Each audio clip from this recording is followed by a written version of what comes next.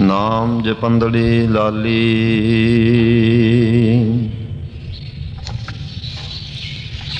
ਪੰਦ ਜੁਲੰਦੜੀ ਮੇਰਾ ਅੰਦਰ ਠੰਡਾ।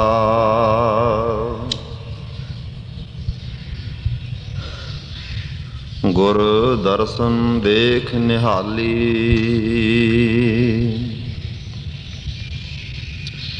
ਭਾਵ ਸੁਹਾਵੇ ਜਾਨ ਤੋ ਧਿਰ ਜੁਲਦੇ। ਸੀਸ ਸੁਹਾਵਾ ਚਰਨੀ, ਮੁਖ ਸੁਹਾਵਾ ਤੋ ਜਾਂ ਤੋ ਜਸ ਗਾਵੈ। ਜਿਉ ਪਿਆ ਤੋ ਸਰਨੀ,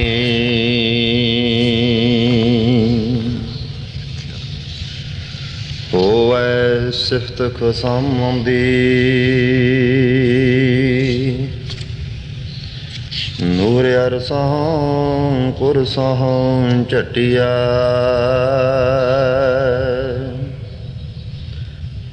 ਤੁਧ ਡਿਠੇ ਸੱਚੇ ਪਾਤਸ਼ਾਹ।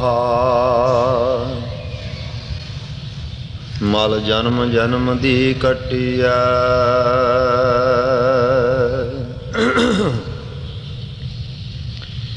ਸੱਜਣ ਸੱਚਾ ਪਾਤਸ਼ਾਹੋ। ਸਿਰ ਸਾਂਦੇ ਸਾਹੋ,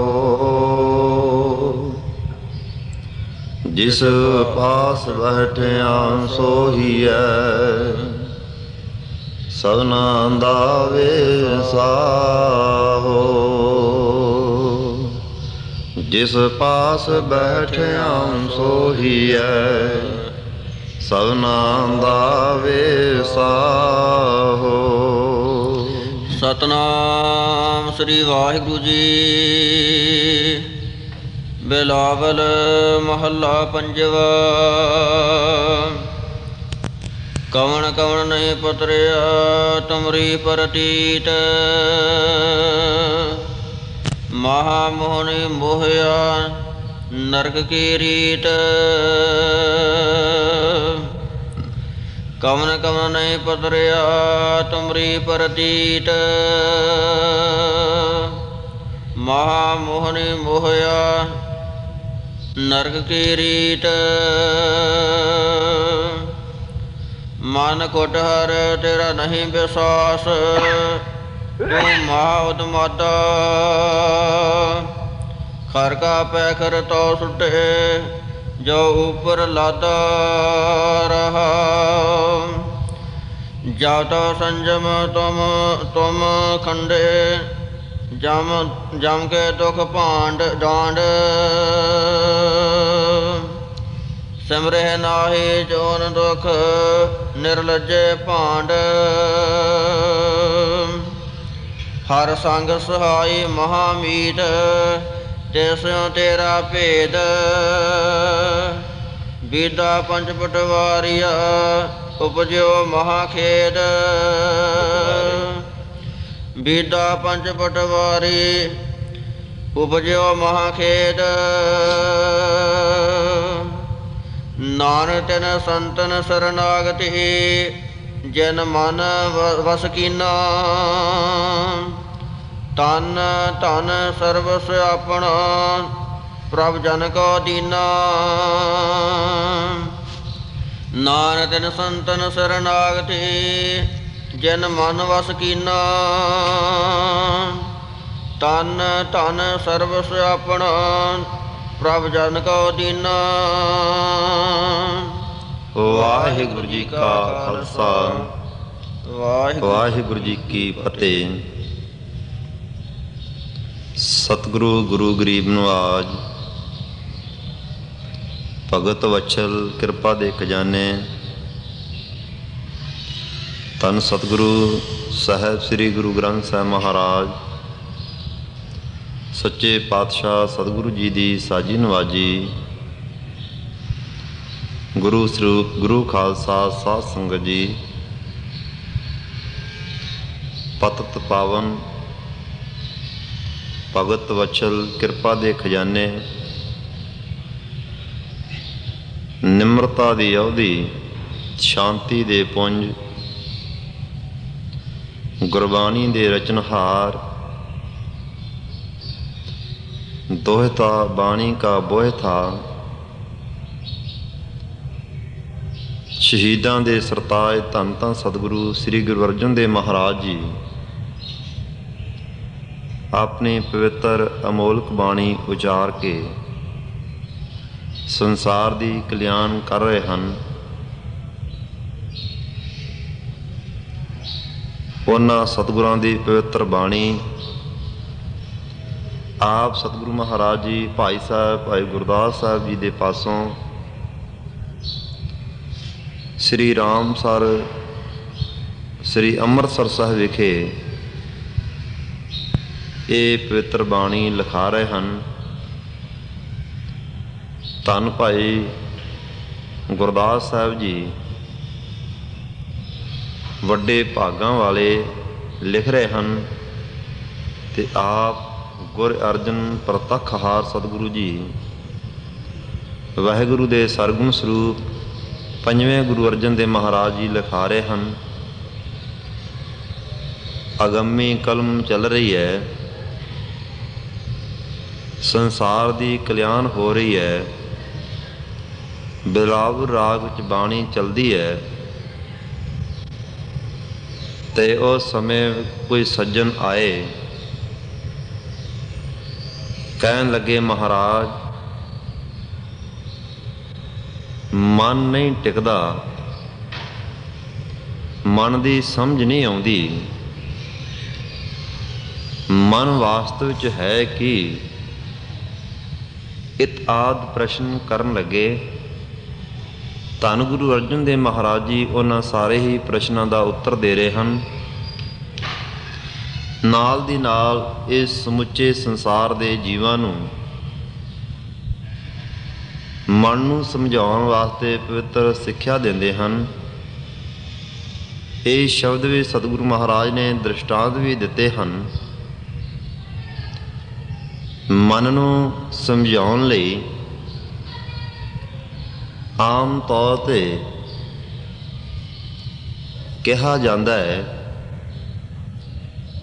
ਕਿ ਮਨ ਨੂੰ ਮਾਰਨਾ ਹੈ। ਮਨ ਮਰਨ ਵਾਲੀ ਵਸਤੂ ਨਹੀਂ ਹੈ। ਮਨ ਨੂੰ ਕੰਟਰੋਲ ਵਿੱਚ ਕਰਨਾ, ਮਨ ਨੂੰ ਗੁਰੂ ਦੇ ਸ਼ਬਦ ਦੇ ਅਧੀਨ ਕਰਨਾ। ਮਨ ਕੁੰਚਰ ਪੀਲਕ ਗੁਰੂ ਗਿਆਨ ਕੁੰਡਾ ਜਹ ਖਿੰਚੇ ਤਹ ਜਾਈਏ। ਮਨ ਕੁੰਚਰ ਹਾਥੀ ਦੀ ਨਿਆਈ ਹੈ, ਮਨ ਕੁੰਚਰ ਪੀਲਕ ਗੁਰੂ ਤੇ ਗੁਰੂ ਮਹਾਰਾਜ ਮੁਹਾਬਤ ਹਨ। ਗਿਆਨ ਦਾ ਕੁੰਡਾ ਹੈ ਜਿਹੜਾ ਉਪਦੇਸ਼ ਦੇਣਾ ਹੈ। ਫਿਰ ਜਿੱਧਰ ਮਨ ਨੂੰ ਲਾਇਆ ਜਾਵੇ ਸ਼ਬਦ ਵੱਲ, ਉਸ ਤੋਂ ਸਿਵਾਏ ਕਿਸੇ ਹੋਰ ਤਰਫ ਨਹੀਂ ਜਾਂਦਾ। ਮਨ ਉੱਥੇ ਟਿਕ ਜਾਂਦਾ ਹੈ, ਜੁੜ ਜਾਂਦਾ ਹੈ, ਗੁਰੂ ਦੀ ਬਖਸ਼ਿਸ਼ ਪ੍ਰਾਪਤ ਹੁੰਦੀ ਹੈ। ਸੋ ਸਤਿਗੁਰੂ ਮਹਾਰਾਜ ਨੇ ਵੀ ਆਪਣੀ ਪਵਿੱਤਰ ਬਾਣੀ ਦੇ ਵਿੱਚ ਮਨ ਨੂੰ ਵਾਰ-ਵਾਰ ਪਵਿੱਤਰ ਉਪਦੇਸ਼ ਦਿੰਦਾ ਹੈ। ਜਿਉਂ ਵੀ ਕਿਹਾ ਪ੍ਰੇਮੀਆਂ ਤਨ ਮਨ ਧਨ ਸਭ ਸੌਂਪ ਗੁਰ ਕੋ ਹੁਕਮ ਮੰਨਿਆ ਪਾਈਐ। ਸੋ ਤਨ ਮਨ ਇਤ ਆਦਿ ਸਭ ਕੁਝ ਗੁਰੂ ਨੂੰ ਸੌਂਪ ਦੇਣਾ, ਗੁਰੂ ਦੇ ਅਰਪਣ ਕਰ ਦੇਣਾ, ਗੁਰੂ ਦੇ ਸਨਮੁਖ ਹੋ ਜਾਣਾ, ਗੁਰੂ ਦਾ ਹੁਕਮ ਮੰਨਣਾ। ਉਸ ਨੂੰ ਕਿਹਾ ਜਾਂਦਾ ਹੈ ਗੁਰਮੁਖ, ਗੁਰੂ ਦੇ ਸਨਮੁਖ ਹੋਣਾ। ਤੇ ਜਿਹੜਾ ਗੁਰੂ ਦੇ ਸਨਮੁਖ ਨਾ ਹੋਵੇ, ਮਨ ਦੇ ਸਨਮੁਖ ਹੋਵੇ, ਮਨ ਦੇ ਮਗਰ ਲੱਗਦਾ ਹੋਵੇ, ਉਸ ਨੂੰ ਮਨਮੁਖ ਕਿਹਾ ਜਾਂਦਾ ਹੈ ਕਿ ਮਨਮੁਖ ਹੈ।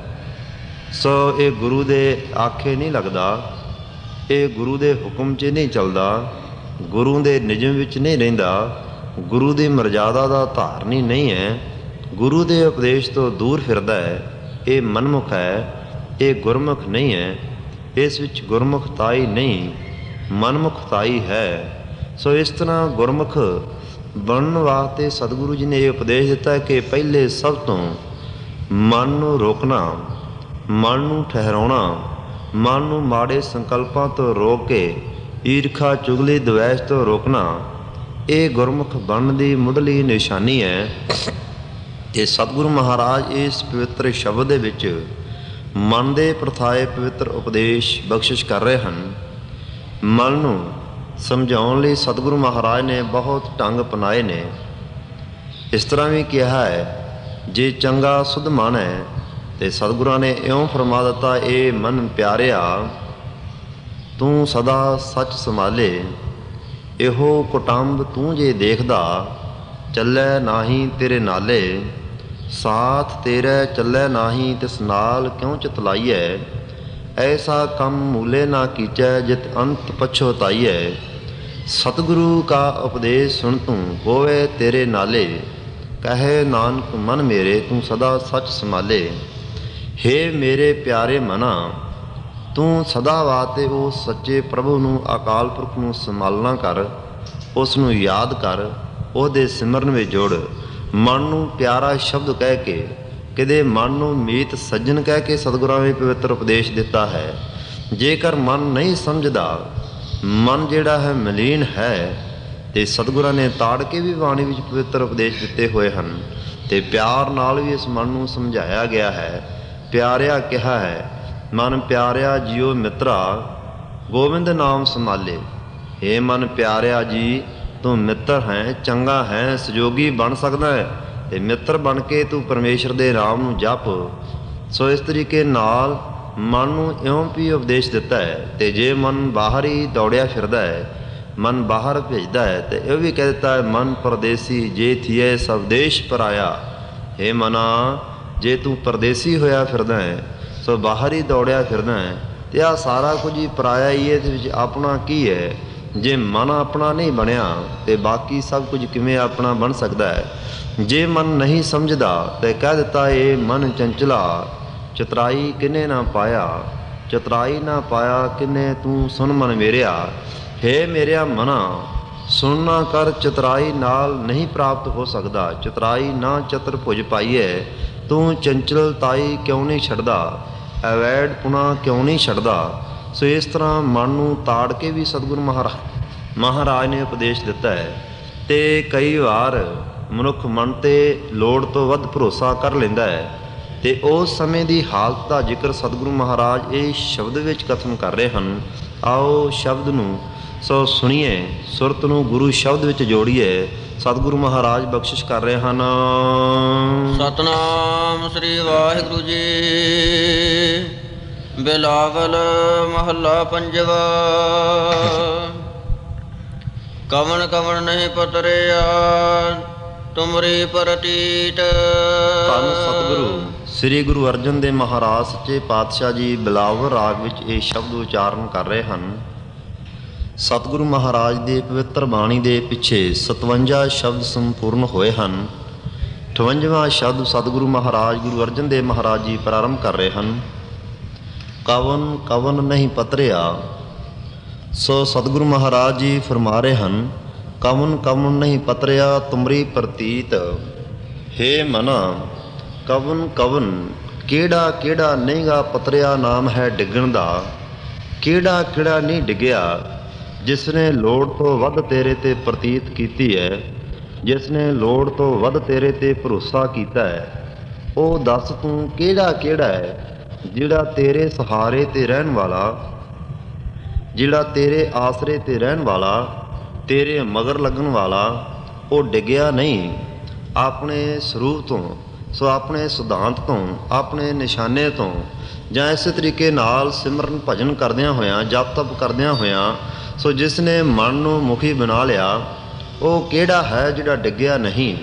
ਬਹੁਤ ਸਾਰੇ ਆਦਮੀ ਡਿੱਗੇ ਹੈ, ਬਹੁਤ ਰਿਸ਼ੀ ਮੁਨੀ ਡਿੱਗੇ ਹਨ, ਬਹੁਤ ਦੀ ਤੂੰ ਬੁਰੀ ਹਾਲਤ ਕੀਤੀ ਹੈ। ਕਿਹੜਾ ਕਿਹੜਾ ਨਹੀਂ ਡਿੱਗਣਾ ਕੀਤਾ, ਦੱਸ ਤਾਂ ਸਹੀ। ਮਹਾ ਮੋਹਣੀ ਮੋਹਿਆ। ਹਜੂਰ ਪਾਤਸ਼ਾਹ ਫਰਮਾਉਂਦੇ ਨੇ ਕਿ ਮਹਾ ਮੋਹਣੀ ਮੋਹਿਆ। ਮਹਾ ਜਿਹੜੀ ਬਹੁਤ ਹੀ ਮੋਹਤ ਕਰਨ ਵਾਲੀ ਮਾਇਆ ਹੈ, ਇਸ ਨੇ ਹੀ ਮੋਹ ਲੈਣਾ ਕੀਤਾ। ਨਰਕ ਕੀ ਰੀਤ। ਤੇ ਜਾਨ ਲੈ, ਇਹ ਜਿਹੜੀ ਨਿਸ਼ਾਨੀ ਹੈ ਇਹ ਨਰਕ ਦੀ ਹੈ, ਇਹ ਨਰਕ ਦੀ ਮਰਜ਼ਾਦਾ ਹੈ, ਇਹ ਨਰਕਾਂ ਦਾ ਦਰਵਾਜ਼ਾ ਖੋਲ੍ਹਣ ਦੀ ਨਿਸ਼ਾਨੀ ਹੈ। ਕਿ ਜਿਸ ਨੇ ਤੇਰੇ ਤੇ ਭਰੋਸਾ ਕਰ ਲਿਆ ਤੂੰ ਉਸ ਨੂੰ ਡੋਬ ਕੇ ਰੱਖ ਦਿੱਤਾ, ਤੇਰੀ ਐਸੀ ਹਾਲਤ ਹੋਈ ਹੈ। ਸੋ ਭਰਤਰੀ ਰਿਖੀ ਜੀ ਵਾ ਜੋਗੀ ਜੀ ਸੋ ਆਪਣੇ ਘਰ ਵਿੱਚ ਰਾਜ ਯੋਗ ਮਾਣ ਰਹੇ ਸਨ, ਜੋਗੀ ਜਨ ਸਨ। ਸੋ ਉਸ ਸਮੇਂ ਮਨ ਵਿੱਚ ਵੈਰਾਗ ਆ ਗਿਆ, ਮਨ ਜਿਹੜਾ ਹੈ ਉਹ ਪ੍ਰਾਮ ਰਹਿਣ ਲੱਗਾ। ਮਾਤਾ ਨੇ ਉਪਦੇਸ਼ ਦਿੱਤਾ ਕਿ ਪੁੱਤਰ ਸਤ ਸੰਗਤ ਵਿੱਚ ਜਾਣਾ ਹੈ, ਜੇਕਰ ਤੂੰ ਘਰ ਤਿਆਗਣਾ ਹੈ ਉਹ ਭੋਜਨ ਖਾਣਾ ਜਿਹੜਾ ਭੋਜਨ ਕਿਤੇ ਰਾਜੇ ਮਹਾਰਾਜਿਆਂ ਨੂੰ ਨਾ ਮਿਲਦਾ ਹੋਵੇ, ਉਸ ਨੀਂਦੇ ਸੌਣਾ ਜਿਹੜੀ ਸੋ ਰਾਜੇ ਮਹਾਰਾਜਿਆਂ ਤੇ ਹੋਰ ਵੱਡੇ ਵੱਡੇ ਲੋਕਾਂ ਨੂੰ ਨੀਂਦ ਨਾ ਪ੍ਰਾਪਤ ਹੁੰਦੀ ਹੋਵੇ ਐਸੀ ਸੇਜ ਤੇ, ਅਤੇ ਇਸ ਤਰ੍ਹਾਂ ਉਹ ਬਸਤਰ ਪਹਿਨਣਾ ਜੋ ਹੋਰ ਕਿਸੇ ਨੂੰ ਪ੍ਰਾਪਤ ਨਾ ਹੋਵੇ। ਇਹ ਆਦਿ ਸਿੱਖਿਆ ਦਿੱਤੀਆਂ। ਕਹਿਣ ਲੱਗਾ ਜਾਣ ਲੱਗਾ ਹਾਂ ਜੰਗਲ ਨੂੰ, ਬਣ ਲੱਗਾ ਹਾਂ ਗੋਰਖ ਦਾ ਚੇਲਾ ਜੋਗੀ, ਤੇ ਇਹ ਚੀਜ਼ਾਂ ਕਿੱਥੋਂ ਪ੍ਰਾਪਤ ਹੋਣਗੀਆਂ। ਤੇ ਕਹਿ ਦਿੱਤਾ ਉਸ ਨੀਂਦ ਵਿੱਚ, ਗਾੜੀ ਨੀਂਦ ਵਿੱਚ ਸੌਣਾ ਹੈ। ਜਦ ਇਸੇ ਤਰੀਕੇ ਨਾਲ ਥਕਾਵਟ ਹੋ ਜਾਵੇ ਸੋ ਉਸ ਸਮੇਂ ਜਿਹੜੀ ਨੀਂਦ ਆਏਗੀ ਉਸ ਨੀਂਦ ਵਰਗਾ ਰਾਜਿਆਂ ਨੂੰ ਵੀ ਆਨੰਦ ਨਹੀਂ ਆਉਂਦਾ। ਭੋਜਨ ਉਦੋਂ ਖਾਣਾ ਜਦ ਪੂਰੀ ਭੁੱਖ ਲੱਗੇ, ਅਤੇ ਵਸਤਰ ਸਾਦਗੀ ਵਾਲਾ ਪਹਿਨਣਾ ਹੈ। ਸੋ ਇਸ ਵਿੱਚ ਜੋ ਆਨੰਦ ਹੈ ਹੋਰ ਕਿਸੇ ਵਿੱਚ ਨਹੀਂ ਹੈ। ਇਤ ਆਦਿ ਸਿੱਖਿਆ ਦਿੱਤੀਆਂ ਸਨ। ਕਹਿੰਦੇ ਜਦ ਭਰਤਰੀ ਜੀ ਤੁਰਨ ਲੱਗੇ ਤੇ ਮਾਤਾ ਦੇਖ ਕੇ ਰੋ ਪਈ, ਦੁਖੀ ਹੋਈ ਹੈ। ਸੋ ਇਸੇ ਲਈ ਸੋ ਸੰਸਾਰ ਦੇ ਲੋਕਾਂ ਨੇ ਭਰਤਰੀ ਦੀ ਮਾਤਾ ਨੂੰ ਅੱਧੀ ਮਾਤਾ ਕਥਨ ਕੀਤਾ ਹੈ। ਸੋ ਕਹਿੰਦੇ ਹਨ ਕਿ ਭਰਤਰੀ ਜੀ ਰਾਜ ਭਾਗ ਤਿਆਗ ਕੇ ਸੋ ਬਿਕਰਮਾਦਿੱਤ ਰਾਜੇ ਦੇ ਵੱਡੇ ਭਾਈ ਸਨ। ਸੋ ਗੱਦੀ ਤੇ ਬੈਠਿਆ ਇਹ ਰਾਜ ਭਾਗ ਛੱਡ ਕੇ ਤੁਰ ਗਿਆ, ਅਤੇ ਰਾਜ ਭਾਗ ਨੂੰ ਛੱਡ ਕੇ ਜਦ ਗਿਆ ਤੇ ਇਸ ਤਰ੍ਹਾਂ ਬਹੁਤ ਬਖਸ਼ਿਸ਼ ਹੋਈ। ਸਤਿਗੁਰੂ ਗੁਰੂ ਨਾਨਕ ਸਾਹਿਬ ਮਹਾਰਾਜ ਨਾਲ ਵੀ ਇਸ ਦੇ ਵਿਚਾਰ ਹੋਏ ਹਨ। ਸੋ ਸਤਿਗੁਰੂ ਮਹਾਰਾਜ ਨੇ ਇਸ ਨੂੰ ਸਿੱਖਿਆ ਦੇ ਕੇ ਬ੍ਰਹਮ ਗਿਆਨ ਦੀ ਦਾਤ ਬਖਸ਼ਿਸ਼ ਕੀਤੀ ਹੈ। ਸੋ ਧੰਨ ਗੁਰੂ ਨਾਨਕ ਸਾਹਿਬ ਮਹਾਰਾਜ ਨੇ ਇਸ 'ਤੇ ਬਖਸ਼ਿਸ਼ਾਂ ਕੀਤੀਆਂ ਸਨ। ਕਹਿੰਦੇ ਇੱਕ ਵਾਰ ਇੱਕ ਨਦੀ ਦੇ ਕਿਨਾਰੇ ਜਾ ਰਿਹਾ ਸੀ, ਰਾਤ ਦਾ ਸਮਾਂ ਹੈ, ਤੇ ਰਾਤ ਦੇ ਸਮੇਂ ਵਿੱਚ ਸੋ ਕਿਸੇ ਮਨੁੱਖ ਨੇ ਪਾਨ ਖਾ ਕੇ ਥੁੱਕਿਆ, ਤੇ ਇਸੇ ਤਰੀਕੇ ਨਾਲ ਉਹ ਪਿਆ ਹੋਇਆ ਰੇਤਾ ਦੇ ਉੱਪਰੋਂ ਚੰਦਰਮਾ ਦੀਆਂ ਕਿਰਨਾਂ ਪੈ ਰਹੀਆਂ ਨੇ। ਲਾਲ ਰੰਗ ਦਾ ਪਾਨ ਸੀ। ਜਦ ਕਿਰਨਾਂ ਪਈਆਂ ਤੇ ਉਹ ਥੁੱਕਿਆ ਹੋਇਆ ਪਾਨ ਬਹੁਤ ਚਮਕਿਆ। ਇਸ ਨੇ ਸਮਝਿਆ ਕਿ ਬੜਾ ਕੀਮਤੀ ਲਾਲ ਪਿਆ ਹੋਇਆ ਹੈ, ਤੇ ਉਸ ਲਾਲ ਨੂੰ ਚੱਕਣ ਵਾਸਤੇ ਸੋ ਇਸ ਨੇ ਜਦ ਹੱਥ ਕੀਤਾ ਤਾਂ ਕਹਿੰਦੇ ਹੈ ਕਿ ਉਹ ਉਸ ਵੇਲੇ ਥੁੱਕ ਵਿੱਚ ਹੱਥ ਲਿਬੜ ਗਿਆ। ਇਸ ਨੇ ਫਰਮਾਇਆ, ਲਿਖਿਆ ਵੀ ਹੈ ਆਪਣੇ ਸੋ ਵਿਰਾਗ ਸ਼ਤਕ ਦੇ ਵਿੱਚ, ਜਿਸ ਨੂੰ ਭਰਤਰੀ ਜੀ ਨੇ ਲਿਖਿਆ ਹੈ। ਕਹਿੰਦਾ ਹੈ ਕਿ ਹੀਰੇ ਜੜਤ ਮੰਦਰ ਤਜੇ ਅਰ ਸਖੀਨ ਕੇ ਸਾਥ, ਹੀਰੇ ਜੜਤ ਮੰਦਰ ਆਦਿ ਛੱਡ ਦਿੱਤੇ। ਸੋ ਇਸ ਤਰੀਕੇ ਨਾਲ ਰਾਜ ਭਾਗ ਦੇ ਹੋਰ ਆਨੰਦ ਸੁਖ ਛੱਡ ਦਿੱਤੇ, ਤੇ ਇਤਨਾ ਕੁਝ ਤਿਆਗ ਕੇ ਭਰਤਰੀ ਸੋ ਲਾਲ ਦੇ ਭੁਲੇਖੇ ਵਿੱਚ ਪੈ ਕਰਕੇ ਤੂੰ ਇਸ ਗੰਦਗੀ ਵਿੱਚ ਹੱਥ ਨੂੰ ਪਾ ਲਿਆ ਹੈ। ਇਹ ਰਾਜ ਭਾਗ ਕਾਹਦੇ ਲਈ ਤਿਆਗਣਾ ਸੀ ਜੇ ਤੂੰ ਇਸ ਲਾਲ ਨੂੰ ਹੀ ਹੱਥ ਪਾਉਣਾ ਸੀ। ਸੋ ਐਸੀ ਹਾਲਤ ਦਾ ਜ਼ਿਕਰ ਸੋ ਭਰਤਰੀ ਜੀ ਨੇ ਵੀ ਆਪਣੇ ਸੋ ਕਥਨ ਕੀਤਾ ਹੋਇਆ ਵਿਰਾਗ ਸ਼ਤਕ ਦੇ ਵਿੱਚ। ਸੋ ਸਤਿਗੁਰੂ ਮਹਾਰਾਜ ਜੀ ਫਰਮਾ ਰਹੇ ਹਨ ਕਿ ਮਨਾ, ਜਿਸ ਨੇ ਤੇਰੇ ਤੇ ਭਰੋਸਾ ਕੀਤਾ ਹੈ ਉਹ ਕਿਹੜਾ ਹੈ ਜਿਹੜਾ ਨਹੀਂ ਡਿੱਗਿਆ। ਸੌਰਭ ਰਿਖੀ ਡਿੱਗਿਆ, ਸ੍ਰਿੰਗੀ ਰਿਖੀ ਡਿੱਗ ਪਿਆ ਜਿਹੜਾ ਸੰਸਾਰ ਨੂੰ ਝੂਠਾ ਕਹਿੰਦਾ ਸੀ। ਜੈਮਲ ਮੁਨੀ ਮਠ ਵਿੱਚ ਪੁੱਠਾ ਲਟਕਿਆ, ਐਸੀ ਹਾਲਤ ਹੋਈ। ਇੱਕ ਵਾਰ ਨਾਰਦ ਮੁਨ ਭਗਵਾਨ ਦੇ ਪਾਸ ਗਿਆ, ਕਹਿਣ ਲੱਗਾ ਭਗਵਾਨ ਜੀ ਸੋ ਬੜੀ ਬਖਸ਼ਿਸ਼ ਹੋਈ ਹੈ, ਮੈਂ ਮਨ ਨੂੰ ਜਿੱਤ ਲਿਆ ਹੈ, ਮੈਂ ਇਸ ਤਰੀਕੇ ਨਾਲ ਕਾਮਦੇਵ ਨੂੰ ਜਿੱਤ ਲਿਆ ਹੈ। ਕਹਿਣ ਲੱਗੇ ਮੈਨੂੰ ਦੱਸਿਆ ਜੀ ਅੱਗੇ ਨਾ ਜਾਈ। ਕਹਿਣ ਲੱਗਾ ਲਓ ਦੇਖੋ, ਸੋ ਮੈਂ ਬ੍ਰਹਮਾ ਜੀ ਨੂੰ ਕਿਉਂ ਨਾ ਦੱਸਾਂ, ਉਸ ਨੂੰ ਵੀ ਦੱਸਿਆ, ਸ਼ਿਵ ਜੀ ਨੂੰ ਵੀ ਦੱਸਿਆ, ਵਿਸ਼ਨੂੰ ਨੂੰ ਦੱਸਿਆ। ਕਹਿੰਦੇ ਜਦ ਵਿਸ਼ਨੂੰ ਨੂੰ ਦੱਸਿਆ ਵਾਪਸ ਮੁੜ ਲੱਗਾ ਤੇ ਕਿਹਾ ਉਸਨੇ ਕਿ ਇਸ ਦੀ ਪਰਖ ਹੀ ਕਰ ਲਈਏ। ਰਸਤੇ ਵਿੱਚ ਐਸੀ ਅਨੂਪਮ ਨਗਰੀ ਰਚੀ ਆਪਣੀ ਮਾਇਆ ਦੁਆਰਾ, ਸ਼ਕਤੀ ਦੁਆਰਾ, ਕਿ ਉੱਥੇ ਇੱਕ ਸੋ ਰਾਜਾ ਹੈ, ਰਾਜਾ ਆਪਣੀ ਲੜਕੀ ਦਾ ਸੁੰਦਰ ਰਚ ਰਿਹਾ ਹੈ। ਬਹੁਤ ਸਾਰੇ ਰਾਜੇ ਲੋਕ ਉੱਥੇ ਆਏ ਹੋਏ ਹਨ। ਇਹ ਵੀ ਵਾਪਸ ਭਗਵਾਨ ਦੇ ਪਾਸ ਗਿਆ, ਕਹਿਣ ਲੱਗਾ ਹੇ ਹਰੀ ਆਪਣਾ ਰੂਪ ਦੇ ਦੇ। ਉਸ ਸਮੇਂ ਕਹਿੰਦੇ ਹਰੀ ਨਾਮ ਹਰੇਕ ਨੂੰ ਹਰੀ ਕਿਹਾ ਜਾ ਸਕਦਾ ਹੈ, ਹਰੇਕ ਹਰ ਦਾ ਹਰੇਕ ਅਰਥ ਨਿਕਲਦਾ ਹੈ। ਉਸਨੇ ਬਾਂਦਰ ਦਾ ਮੂੰਹ ਲਾ ਦਿੱਤਾ, ਬਾਕੀ ਸੁੰਦਰ ਸਰੀਰ ਸੀ। ਸੋ ਜਾ ਕੇ ਜਦ ਉਸ ਦੇ ਰਾਜਿਆਂ ਦੇ ਵਿੱਚ ਇਹ ਵੀ ਖੜ ਗਿਆ ਜਦ ਰਾਜੇ ਦੀ ਲੜਕੀ ਆਈ ਕੋਲ ਦੀ ਅੱਗੇ ਲੰਘੀ ਬਾਂਦਰ ਦਾ ਮੂੰਹ ਦੇਖ ਕੇ, ਇਹ ਫਿਰ ਅੱਗੇ ਜਾ ਕੇ ਲੈਣ 'ਚ ਖੜ ਗਿਆ, ਉਹ ਫਿਰ ਅੱਗੇ ਲੰਘੀ ਹੈ। ਇਸ ਤਰ੍ਹਾਂ ਵਾਰ-ਵਾਰ ਹੁੰਦਾ ਹੈ। ਸ਼ਿਵ ਜੀ ਦੇ ਗਣ ਇਸ ਨੂੰ ਮਖੌਲ ਕਰਦੇ ਫਿਰਦੇ ਹਨ ਮਗਰ ਮਗਰ। ਸੋ ਐਸੀ ਨਾਰਦ ਮੁਨੀ ਦੀ ਹਾਲਤ ਹੋਈ। ਆਖੀਰ ਜਿੱਥੇ ਭਗਵਾਨ ਖੜਾ ਸੀ ਉੱਥੇ ਜਾ ਕੇ ਉਸ ਲక్ష్ਮੀ ਨੇ ਉਸਦੇ ਗਲ ਵਿੱਚ ਹਾਰ ਪਾ ਦਿੱਤਾ। ਵਾਪਸ ਆਇਆ ਭਗਵਾਨ ਦੇ ਪਾਸ, ਬਹੁਤ ਗੁੱਸਾ ਕੀਤਾ, ਕਹਿਣ ਲੱਗਾ ਕਿ ਤੂੰ ਮੈਨੂੰ ਸੁੰਦਰ ਸਰੀਰ ਨਹੀਂ ਦਿੱਤਾ। ਪਾਣੀ 'ਚ ਦੇਖਿਆ ਮੂੰਹ ਬਾਂਦਰ ਦਾ ਸੀ, ਦੁਖੀ ਹੋਇਆ, ਬਹੁਤ ਦੁਖੀ ਹੋਇਆ ਹੈ।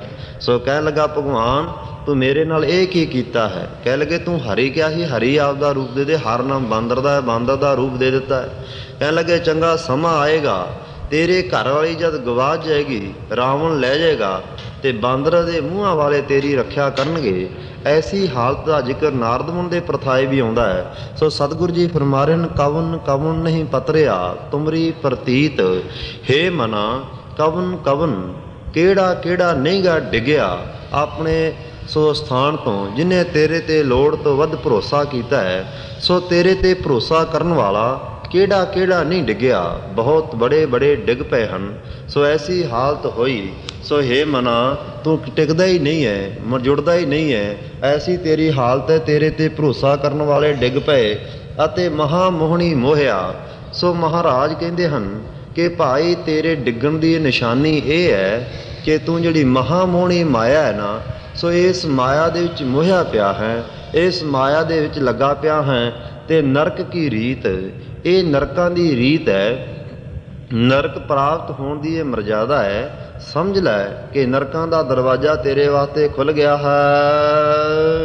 ਮਨ ਖੁਟਹਰ ਤੇਰਾ ਨਹੀਂ ਵਿਸ਼ਵਾਸ। ਪ੍ਰਸ਼ਨ ਕਰਦਾ ਹੈ ਸਿੱਖ ਕਿ ਮਹਾਰਾਜ ਮੈਨੂੰ ਸਮਝ ਨਹੀਂ ਲੱਗੀ, ਆਪ ਪਵਿੱਤਰ ਉਪਦੇਸ਼ ਦੇ ਰਹੇ ਹੋ, ਕੋਈ ਦ੍ਰਿਸ਼ਟਾਂਤ ਦੇ ਕੇ ਦੱਸੋ। ਤੇ ਸਤਿਗੁਰੂ ਜੀ ਕਹਿੰਦੇ ਲੈ ਸੁਣ ਗੁਰਸਿੱਖਾ, ਮਨ ਖੁਟਹਰ ਤੇਰਾ, ਸੋ ਸਤਿਗੁਰੂ ਜੀ ਫਰਮਾ ਰਹੇ ਹਨ ਮਨ ਖੁਟਹਰ ਤੇਰਾ ਨਹੀਂ ਵਿਸ਼ਵਾਸ।